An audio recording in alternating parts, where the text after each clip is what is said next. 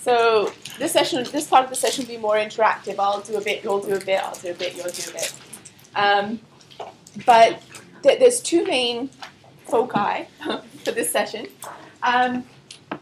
First, we're going to, sort of building on what Anna was talking about, we're going to think about the content for our courses, learning outcomes for our courses, and activities for our courses, which sounds like a lot, and it is kind of just like a getting started, because in the next couple of weeks we're going to build on that, okay? But these, I'm going to give you some ideas to get started thinking about that in general and talking to each other about it. But also, so after we've done that a little bit, in the second half we're going to think about, okay, so if this is our course, how are we going to make it blended? In what way, for what purpose, okay? So, connecting back to Erin's introduction, there are three main issues with respect to blended learning that I'm going to ask you to consider, and I'm telling you this up front so you can just keep it in your mind. I'm going to come back to it sort of halfway through. So, flexibility. I'm going to ask you to think about or consider if and how blended learning could introduce flexibility into your course. So that's one piece. And how that might enhance learning for you, for your students. Secondly, I'm going to think about how, if and how, again, blended learning might change your approach to how students are learning in your course. Okay? And thirdly, this integration piece. So, and I think this is perhaps one of the most important pieces, because as Erin said, a lot of us are already doing the face-to-face thing, a lot of us are already putting something online somewhere. But the integration piece, how do you bring those two pieces together pedagogically to enhance student learning? I think that's going to be really key, and I think that's maybe the tricky piece. So we're going to think about that as well. Then particularly with respect to learning outcomes, I'm going to ask you to consider two things. First of all, whether or not, given the learning outcomes you already have for your course, would they change at all in a blended context? Or would you need to add any? Maybe, maybe not, but I think it's important to ask the question. And if you transform your course into a blended course, the sort of second question I have around learning outcomes is, will the blended piece in some way enhance your student learning and therefore their ability to achieve your outcomes? Okay, so sort of two pieces. One, will it change the learning outcomes themselves? And two, will it enhance students' ability to achieve those outcomes?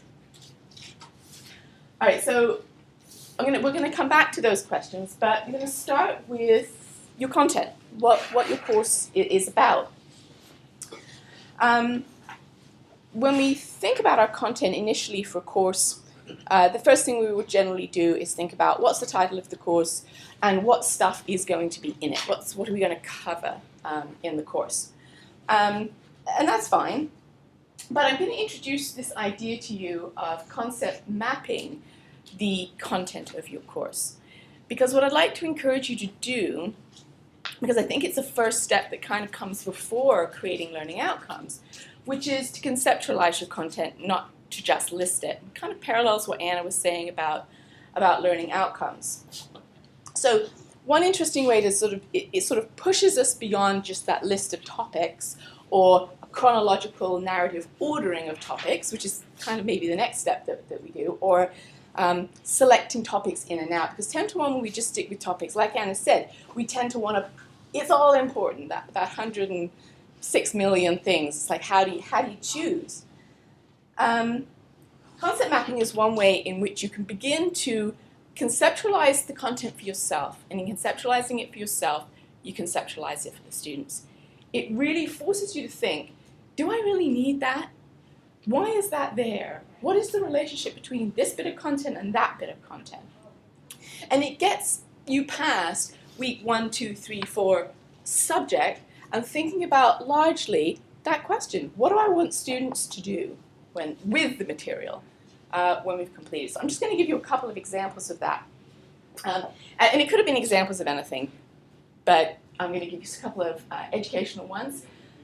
This is a concept map of learning theories, but it could be a concept map for a course entitled Learning Theories, right?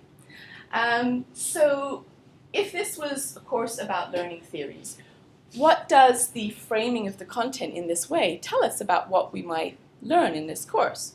Well, starting with those sort of lower cognitive, that lower cognitive framework, we might say, well, if we're going to take this course, we're going to learn about learning theories, right?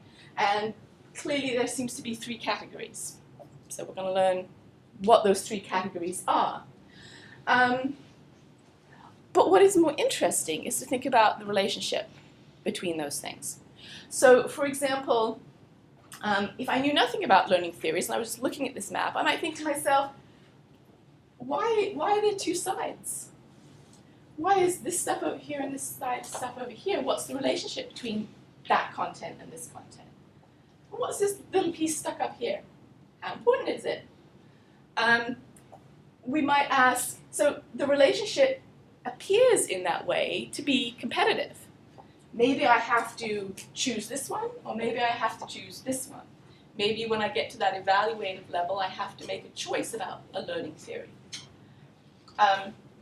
Personally, for me, if I was going to redraw this concept map, I would kind of want to have more of an integration. It's not either or. It's like, what is the relationship between those things, and how do we use them? If we're thinking about learning outcomes, that issue of what the knowledge is, the learning theories themselves, what is the relationship between them, and then for a student, how are we going to apply learning theories? How are we going to analyze learning theories for different contexts, for different purposes? Okay, so here's another one, and this seemed appropriate. This is a concept map for a course on blended learning. So when you look at that map, where do you think the focus of the course might be? It was actually associated with a course.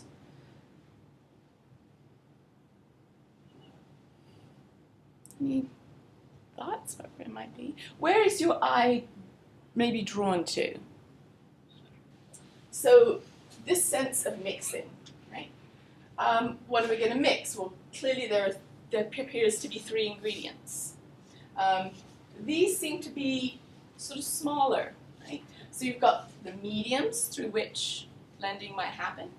You've got the environment in which it might happen, either or both. But then you've got this other piece up here that says, well, blended learning is about teaching and learning, and about best practices funneling back into that context and mixing. So again, thinking about Bloom's taxonomy, you could think, well, a course on blended learning might teach me what is it, what parts are there.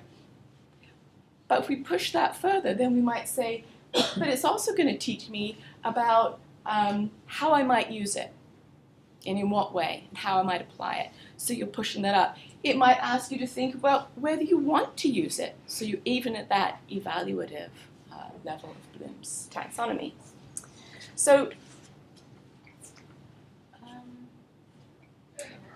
I'm not going to go over each one of these because I kind of sort of summarized them, but I've put them on the PowerPoint that I've handed out to you. So you can go back and think about them. I think the two that I didn't really talk about is this: have any relationships been overlooked? Have I missed anything? Is there some other way I can make connections between the material that I have? And is there anything there that doesn't need to be there? And what's interesting sometimes is when people talk about, they draw a concept map for the course and they talk about it to somebody else, sometimes what happens is they won't talk about a whole section. And so the obvious question that the listener can ask is, well, why is that there? You haven't even sort of mentioned it, or it seems so tangential that it might just move off the map. Maybe it's for another course. Maybe maybe they've already done that. Maybe that's something they'll do next. Right? Okay. So the first activity, I'm just going to ask you to pair up. to share with your partner, you might want to just say, this is what my course is about, and if you can, what are the main concepts in the way that I've talked about? How does your material frame itself in relationship to each other? That's going to be different for everybody. There's no kind of right answer for that, but it's going to be different for each of you. You're not going to maybe reach the definitive end of this today, but I want to give you an opportunity to talk about it with somebody else so you can think about, well, what is my subject matter and how do I organize it within the course and why? So I'm going to take you to the next step quite quickly because Anna talked a lot about learning outcomes, but I'm going to just highlight a couple of things, and you'll have this information on your slide. So as you could tell from what she said, writing learning outcomes is not easy, and it's clear some of you have already engaged in that process, and it's a difficult process. And I'm going to actually make a few suggestions that might make it even more difficult, but in the end results in better and broader learning outcomes. So this is the stuff that she had gone through, and I think I want to add, and this is just an example of the same thing.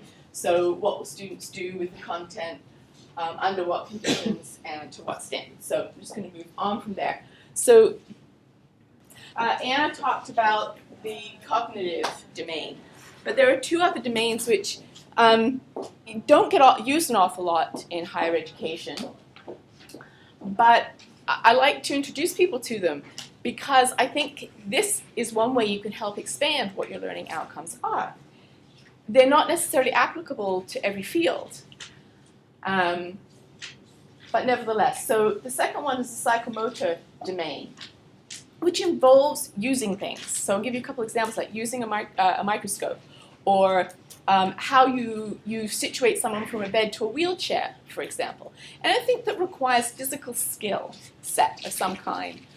Falls in the psychomotor domain, and you can see, right? So somebody will learn by imitation, then will actually do it themselves, then will get more precise, then will be able to sort of articulate that, maybe build on it for themselves, and then it becomes a natural physical process for them. And some of you may be teaching physical processes that aren't natural, at the outset.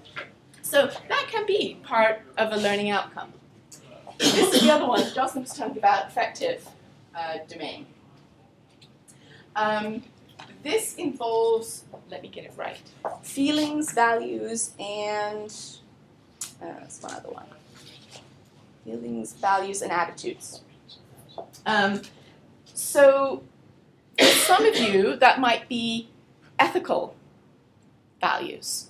For some of you, it might be the way students approach or feel or care about particular material.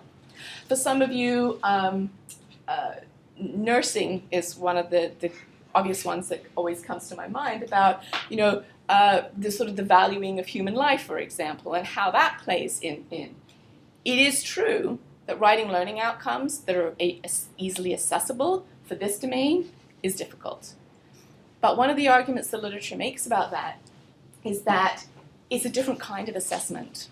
Okay? So the kind of assessment you would have in the cognitive, we're all pretty familiar with the options there. The kind of things you would have here would be to actually ask the students to demonstrate stuff, right? Can they do that? But in the affective domain, there's a lot more sort of expression, so people will use things like journaling, for example. That's a really common one, to explore, not just journaling like putting down your feelings, but the ability to critically reflect, for example. Very important in health professions, for example. That might fall in there. But I'm not going to lie and say it's easy to assess that particular one. But I do want to introduce you to it because I think it allows you to broaden what the possibilities for learning for your students is. And to broaden it still further, this is the textbook that I use in the Teaching, Learning, and Higher Education course. And it introduces just a couple of other things. The first is that for Fink, significant learning is not necessarily hierarchical. And Anna touched on this a little bit. You don't have to go from foundational knowledge to application integration, so you wait until fourth year to introduce any human dimensional caring aspects.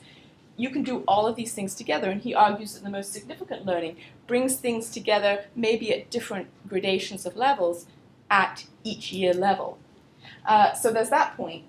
The other point that I want to make, so this is pretty reflective of Bloom's cognitive piece, taxonomy on this side. But on this side, there's three, again, additional areas. The human dimension asks us to think about what will a student learn about themselves or others? And Fink argues that that others can actually not necessarily, can be inanimate things. He uses the example of computers, for example, something that's specific to your discipline. So what do students learn about themselves or others? Caring, again, is to some people, some disciplines like caring, what does that mean? It's very uncomfortable for me. But caring isn't necessarily about nurturing, caring of other people, but instilling a desire to care about the subject matter, which essentially, if you ask faculty what their primary goal is to make students love what I do, right? We all have it as, it's almost subconscious desire. It's almost subconscious learning outcome for students, but we don't very often articulate it. We don't very often wind it into our courses. Again, more difficult to assess, but useful to think about, even if you're just bringing the unconscious to the conscious level. And lastly, learning to learn, which we've heard a lot more about over the last 10 years than any previous, which is obvious, right? So making students more consciously aware of how they learn. And so how they learn in terms of learning skills, but also how they learn in your discipline. So each discipline has a very specific language and approach to doing things, right? So that's another way to think about learning outcomes as well. Okay. I do recognize that some of those, so the psychomotor domain, for example, sometimes people just don't think about that, and they're doing that at the first year level. It's pretty obvious, and they can put that in there. Some of the others in some disciplines, so for example, last year I had a couple of engineers in my course who said, human dimension and caring engineering, come on, like, how is that going to happen? And so I started talking to them about, well, you know, you're building a bridge, or you're developing a new system for industry, or, you know, what are the human implications of that? And so then they started talking about, well, yeah, engineers have to actually care about what happens to their structures. And so, in fact, or the relationship between the subject and the environment was another thing that came up, and how what they do has an impact on the environment. I would add, though, that you can't do everything in one course.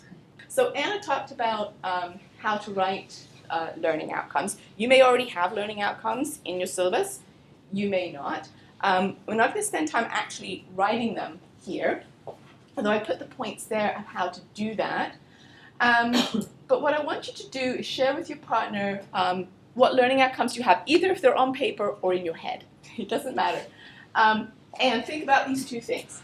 Do they cover a range of different kinds of learning outcomes and different levels? So one of the things Anna was talking about with respect to learning outcomes is when you think about your learning, she referred to it as backward design, thinking about what you want students to do to get to those learning outcomes. So when you have your learning outcomes, the question is, outside of a blended context, we're going to just start with right now, and then we're going to move into the blended. What do you normally do? So, and we're just going to share this in the larger group. Given the kind of learning outcomes that you have, generally speaking, what kinds of activities? I've listed some samples here, but there may be many others. There are many others. So, one of the things I want you to take away is that each of these kinds of things has an impact on how an outcome is manifested in the physical classroom, in the context of the student's learning. So, you know, lectures serve a particular purpose, usually to deliver information, although I can give a whole other lecture on that, which is not the optimal, but often that does happen. And then a lab situation or a seminar discussion will give more breadth. So going back to Bloom's cognitive thing, there's a sort of a building process there. So we're going to explore that a lot more next week. But I wanted to introduce it now because it connects. They all connect. So what is the content? What is the learning outcome? What will students do to be able to be successful in the learning outcome. And of course, the last piece will be assessment, which will be our third workshop. Okay, so thinking about the course from a blended learning perspective now, I put in this other concept map of blended learning because I think it provokes some interesting questions. So we have the same sort of thing like here, right? So what tools are we using? What kind of learning experience are we trying to create? And what strategies are we going to use to do that? But I like these questions. Can the learning experience be made better by blended learning? What do my students need to learn, and how do my students learn better? And how can I best get my students to engage and learn it? Those aren't questions that are specific to blended learning, but I want you to think about them in the context of blended learning. All right, so I'm going to just go a little bit more in depth with some of these points, just to give you some questions to think about, and then we're going to let you go to it. So the three board areas. This is the first, flexibility. The literature argues that blended learning context should improve flexibility for student learning because it changes when and where students learn, and it introduces a mix of different modes. So these are the questions that you now have to ask yourself. Will I reduce class time? Will I increase face-to-face time? Will nothing change? And will my course learning outcomes change if I use a blended approach? A second category is student learning. And here the literature talks about how blended learning can enhance both independent learning and collaborative learning. And that kind of makes sense because if a student's learning out online, it's going to force more responsibility, more independence, although the questions then raise that may need support. The other part is that it could be collaborative, or vice versa. The online environment could be foundational. You put your lecture up there, and then they come into the class, and they have that collaborative experience with each other and with the instructor. So either or could be in either space. So you need to think about that as well. But